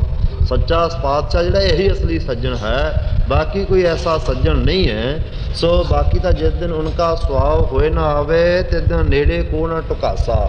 ਇਹ ਮਨਾ ਤੂੰ ਸਮਝ ਲੈਣਾ ਕਰ ਕਿ ਉਹ ਸੱਚਾ ਹਰੀ ਅਕਾਲ ਪੁਰਖ ਤੇਰਾ ਜਿਹੜਾ ਬਹੁਤਾ ਵੱਡਾ ਮਿੱਤਰ ਹੋਈ ਹੈ। ਤੇਰਾ ਭੇਦ ਤੇ ਮਹਾਰਾਜ ਹੈ ਤਾਂ ਮਿੱਤਰ, ਤੇ ਕੀ ਗੱਲ ਹੈ ਤੁਸੀਂ ਵਾਰ-ਵਾਰ ਕਿਉਂ ਜ਼ਿਕਰ ਕਰਦੇ ਹੋ? ਮਹਾਰਾਜ ਕਹਿੰਦੇ ਉਹਦੇ ਨਾਲ ਤੇਰਾ ਭੇਦ ਪੈ ਗਿਆ ਹੈ, ਉਹਦੇ ਨਾਲ ਤਾਂ ਤੇਰਾ ਵੈਰ ਵਿਰੋਧ ਹੋ ਗਿਆ, ਉਸ ਨੂੰ ਤਾਂ ਯਾਦ ਹੀ ਨਹੀਂ ਕਰਦਾ, ਉਹਦੇ ਨਾਲ ਤੂੰ ਵੈਰ ਰੱਖਣ ਲੱਗ ਗਿਆ ਹੈ। ਐਸਾ ਤੇਰਾ ਭੇਦ ਪੈ ਗਿਆ, ਤੇਰੇ 'ਚ ਪਰਦਾ ਪੈ ਗਿਆ ਉਸ ਪਰਮੇਸ਼ਰ ਵੱਲੋਂ। ਬੀਦਾ ਪੰਜ ਬਟਵਾਰੇ ਮਹਾਰਾਜ ਪਰਦਾ ਪਿਆ ਕਿਉਂ? ਮਹਾਰਾਜ ਕਹਿੰਦੇ ਉਹਦਾ ਕਾਰਨ ਇੱਕ ਸਮਝ ਲੈਵੇ। ਬੀਦਾ ਪੰਜ ਬਟਵਾਰੇ, ਜਿਹੜੇ ਪੰਜ ਬਟਵਾਰੇ ਨੇ ਨਾ ਰਾਹ ਮਾਰ, ਜਿਹੜੇ ਰਾਹ ਵਿੱਚ ਲੁੱਟਣ ਵਾਲੇ ਜਿਹੜੇ ਪੰਜ ਨੇ, ਕਾਮ ਕ੍ਰੋਧ ਮੋਹ ਹੰਕਾਰ, ਜਿਨ੍ਹਾਂ ਨੇ ਵੱਡੇ ਵੱਡਿਆਂ ਨੂੰ ਲੁੱਟ ਲੈਣਾ ਹੈ ਕੀਤਾ, ਰਸਤੇ ਵਿੱਚ ਜਾਂਦਿਆਂ ਹੋਇਆਂ ਨੂੰ ਜਪ ਤਪ ਸੰਜਮ ਕਰਮ ਕਰਦਿਆਂ ਹੋਇਆਂ ਨੂੰ ਜਿਨ੍ਹਾਂ ਲੁੱਟਿਆ ਹੈ ਨਾ, ਬੜੇ ਬੜੇ ਵੱਡੇ ਮਨੁੱਖ ਜਿਹੜੇ ਨਾ ਲੁੱਟ ਲਏ। ਸੋ ਇਸੇ ਤਰੀਕੇ ਨਾਲ ਜਿਹੜੇ ਐਸੇ ਹਾਲਤ ਵਾਲੇ ਹਨ, ਸੋ ਵੱਡੇ ਜਿਹੜੇ ਕਾਮ ਕ੍ਰੋਧ ਮੋਹ ਹੰਕਾਰ ਆਦਿ, ਸੋ ਪੰਜੇ ਬਟਵਾਰੇ ਜਿਹੜੇ ਹਨ, ਡਾਕੂ ਲੋਕ ਜਿਹੜੇ ਹਨ, ਲੁੱਟਣ ਵਾਲਾ ਰਾਹ ਮਾਰ ਵਾਲੇ ਹਨ। ਸੋ ਇਹਨਾਂ ਵਿੱਚ ਤੂੰ ਵਿਧਾ ਵਿਦਿਆ ਹੀ ਪਿਆ ਹੈ, ਇਹਨਾਂ 'ਚ ਵਿੰਨਿਆ ਹੀ ਪਿਆ ਹੈ। ਇਹ ਤੇਰੇ ਵਿੱਚ ਤਾਂ ਓਤ ਪੋਤ ਹੀ ਹੋ ਰਹੇ ਹਨ ਤੇਰੇ ਵਿੱਚ। ਉਪਜਿਓ ਮਹਾਖੇਦ ਤੇ ਮਹਾਰਾਜ ਫਿਰ ਹੋ ਕੀ ਜਾਏਗਾ ਜੇ ਮੇਰੇ ਨਾਲ ਇਹ ਲੱਗੇ ਹੀ ਹੋਏ ਨੇ, ਜੇ ਮੈਂ ਇਹਨਾਂ ਨਾਲ ਜੁੜਿਆ ਹੀ ਹੋਇਆ ਹਾਂ। ਤੇ ਮਹਾਰਾਜ ਕਹਿੰਦੇ ਉਪਜਿਓ ਮਹਾਖੇਦ, ਖੇਦ ਨਾਮ ਦੁੱਖ ਦਾ ਹੈ। ਭਾਈ ਇਹਨਾਂ ਤੈਨੂੰ ਦੁੱਖ ਬਹੁਤਾ ਪ੍ਰਾਪਤ ਹੋਣਾ, ਅਸੀਂ ਤਾਂ ਤੈਨੂੰ ਤਦ ਕਰਕੇ ਸਮਝਾ ਰਹੇ ਹਾਂ ਕਿ ਇਹਨਾਂ ਦੇ ਨਾਲ ਨਾ ਲੱਗ। ਕਿਉਂ? ਇਹਨਾਂ ਵਿੱਚ ਵਿੰਨਿਆ ਪਿਆ ਬਹੁਤਾ ਹੀ ਦੁੱਖ ਹੋਊਗਾ, ਦੁਖੀ ਹੋਏਗਾ। ਸੋ ਇਸ ਤਰੀਕੇ ਨਾਲ ਦੁੱਖ ਵਿੱਚ ਸਤਾਇਆ ਹੀ ਫਿਰੇਗਾ ਸਦਾ ਵਾਸਤੇ। ਜੰਮਣ ਮਰਨ ਦੇ ਦੁੱਖ ਤੈਨੂੰ ਪ੍ਰਾਪਤ ਹੋ ਜਾਣਗੇ ਫਿਰ ਜੇ ਇਹਨਾਂ ਵਿੱਚ ਜੁੜਿਆ ਰਿਹਾ ਮਨਾ। ਨਾਨਕ ਤਨ ਸੰਤਨ ਸਰਨਾਗਤੀ। ਧੰਨ ਗੁਰੂ ਨਾਨਕ ਸਾਹਿਬ ਮਹਾਰਾਜ ਸੱਚੇ ਪਾਤਸ਼ਾਹ ਦੇ ਪੰਜਵੇਂ ਸਰੂਪ ਗੁਰੂ ਅਰਜਨ ਦੇਵ ਮਹਾਰਾਜ ਜੀ ਫਰਮਾ ਰਹੇ ਹਨ, ਨਾਨਕ ਤੈਨ ਸੋ ਨਾਨਕ ਤੈਨ ਸੰਤਨ ਸਰਨਾਗਤੀ। ਮਹਾਰਾਜ ਕੋਈ ਰਸਤਾ ਵੀ ਦੱਸੋ ਨਾ। ਆਪ ਕਹੀ ਜਾਂਦੇ ਹੋ ਕਿ ਮਨਾ ਤੂੰ ਸ਼ੈਤਾਨ ਹੈ, ਮਨਾ ਤੂੰ ਬੇਈਮਾਨ ਹੈ, ਮਨਾ ਤੇਰਾ ਭਰੋਸਾ ਨਹੀਂ ਹੈ, ਮਨਾ ਤੂੰ ਪੰਜਾਂ ਵਿੱਚ ਵਿਦਿਆ ਪਿਆ, ਮਨਾ ਤੂੰ ਜੂਨਾਂ ਵਿੱਚ ਪਾਏਗਾ। ਆਪ ਇਹ ਗੱਲਾਂ ਤਾਂ ਦੱਸੀ ਜਾ ਰਹੇ ਹੋ, ਕੋਈ ਰਸਤਾ ਦੱਸੋ ਨਾ ਜਿਹਦੇ ਤੋਂ ਬਚਾਅ ਕਿੱਦਾਂ ਹੋਵੇ। ਤੇ ਮਹਾਰਾਜ ਕਹਿੰਦੇ ਜੇ ਰਸਤਾ ਪੁੱਛਣਾ ਤਾਂ ਸੁਣਨਾ ਕਰ। ਨਾਨਕ ਤੈਨ ਸੰਤਨ ਸਰਨਾਗਤੀ, ਜਿਹੜੇ ਤਿਸ ਪ੍ਰਭੂ ਅਕਾਲ ਪੁਰਖ ਦੇ ਸੰਤ ਹਨ, ਮਹਾਂਪੁਰਸ਼ ਹਨ, ਗੁਰਸਿੱਖ ਬ੍ਰਹਮ ਗਿਆਨੀ ਹਨ, ਉਹਨਾਂ ਦੀ ਸ਼ਰਨ ਵਿੱਚ ਆ ਜਾ। ਜਿਨ ਮਨ ਵਸ ਕੀਨਾ। ਮਹਾਰਾਜ ਕਿਹੜੇ ਸੰਤਾਂ ਦੀ? ਮਹਾਰਾਜ ਕਹਿੰਦੇ ਜਿਨ ਮਨ ਵਸ ਕੀਨਾ, ਜਿਨ੍ਹਾਂ ਨੇ ਆਪਣੇ ਮਨ ਨੂੰ ਵਸ ਵਿੱਚ ਕਰ ਲਿਆ ਨਾ, ਮਨ ਨੂੰ ਕੰਟਰੋਲ ਵਿੱਚ ਕਰ ਲੈਣਾ ਕੀਤਾ ਹੈ, ਜਿਨ੍ਹਾਂ ਦਾ ਮਨ ਵਸੀਕਾਰ ਹੋ ਗਿਆ ਹੈ, ਉਹਨਾਂ ਦੇ ਨਾਲ ਆ ਕੇ ਤੂੰ ਮਿਲਣਾ ਕਰ, ਉਹਨਾਂ ਦੀ ਸ਼ਰਨ ਵਿੱਚ ਆ। ਇਹ ਨਿਸ਼ਾਨੀ ਉਹਨਾਂ ਦੀ ਕਿ ਉਹਨਾਂ ਨੇ ਮਨ ਨੂੰ ਕੰਟਰੋਲ ਵਿੱਚ ਕਰ ਲਿਆ, ਵਸ ਵਿੱਚ ਕਰ ਲਿਆ ਹੈ। ਤਨ ਧਨ ਸਰਵਸ ਆਪਣਾ। ਮਹਾਰਾਜ ਸੱਚੇ ਪਾਤਸ਼ਾਹ ਉਹਨਾਂ ਦੇ ਪਾਸ ਆ ਕੇ ਕਰਾਂ ਕੀ? ਮਹਾਰਾਜ ਕਹਿੰਦੇ ਤਨ ਮਨ, ਤਨ ਸਰੀਰ, ਧਨ ਨਾਮ ਹੈ। ਸੋ ਧਨ ਦਾ ਪਦਾਰਥ ਦਾ ਸਰਬਸ ਨਾਮ ਹੈ, ਸਾਰਾ ਕੁਝ ਆਪਣਾ ਜਿਹੜਾ ਹੈ। ਪ੍ਰਭ ਜਨ ਕੋ ਦੀਨਾ। ਪ੍ਰਭੂ ਅਕਾਲ ਪੁਰਖ ਨੇ ਆਪਣੇ ਜਨਾਂ ਨੂੰ, ਸੋ ਪ੍ਰਭੂ ਅਕਾਲ ਪੁਰਖ ਦੇ ਜਿਹੜੇ ਜਨ ਉਹਨਾਂ ਤਾਈਂ ਦੇ ਦੇਣਾ ਕਰ। ਜਾਂ ਇਸੇ ਤਰੀਕੇ ਨਾਲ ਪ੍ਰਭੂ ਅਕਾਲ ਪੁਰਖ ਨੇ ਆਪਣੇ ਪਿਆਰਿਆਂ ਨੂੰ ਤਨ ਧਨ ਆ ਸਾਰੇ ਪਦਾਰਥ ਬਖਸ਼ਿਸ਼ ਕੀਤੇ ਹੋਏ ਹਨ। ਤੂੰ ਵੀ ਆਪਣਾ ਸਰਬ ਕੁਛ ਉਸ ਪ੍ਰਭੂ ਅਕਾਲ ਪੁਰਖ ਦੇ ਪਿਆਰਿਆਂ ਦੇ ਅੱਗੇ ਅਰਪਣ ਕਰ ਦੇਣਾ ਕਰ, ਫਿਰ ਤੇਰੇ ਤੇ ਬਖਸ਼ਿਸ਼ ਹੋਏਗੀ। ਅੱਜ ਦਾ ਸ਼ਬਦ ਸਤਿਗੁਰੂ ਜੀ ਨੇ ਮਨ ਦੇ ਪ੍ਰਥਾਏ ਉਚਾਰਨ ਕੀਤਾ ਹੈ। ਧੰਨ ਗੁਰੂ ਅਰਜਨ ਦੇਵ ਮਹਾਰਾਜ ਜੀ ਇੱਥੇ ਸੋ 58ਵਾਂ ਸ਼ਬਦ ਜਿਹੜਾ ਹੈ ਸੋ ਸੰਪੂਰਨ ਕਰ ਰਹੇ ਹਨ। ਇਸ ਤੋਂ ਅੱਗੇ ਕੱਲ੍ਹ ਨੂੰ ਵਿਚਾਰ ਕਰਾਂਗੇ। ਇੰਨੀਆਂ ਬੇਨਤੀਆਂ ਕਰਦੇ ਖਿਮਾ ਦੇ ਜਾਚਕਾਂ ਸਮਾਂ ਹੋ ਗਿਆ, ਭੁੱਲਾਂ ਚੁੱਕਾਂ ਦੀ ਖਿਮਾ ਬਖਸ਼ਿਸ਼ ਕਰਨੀ। ਨਾਨਕ ਤਨ ਸੰਤਨ ਸਰਨਾਗਤੀ, ਜਨ ਮਨ ਵਸ ਕੀਨਾ। ਤਨ ਤਨ ਸਰਵਸ ਆਪਣਾ। ਪ੍ਰਭ ਜਨ ਕੋ ਦੀਨਾ। ਵਾਹਿਗੁਰੂ ਜੀ ਕਾ ਖਾਲਸਾ ਵਾਹਿਗੁਰੂ ਜੀ ਕੀ ਫਤਿਹ।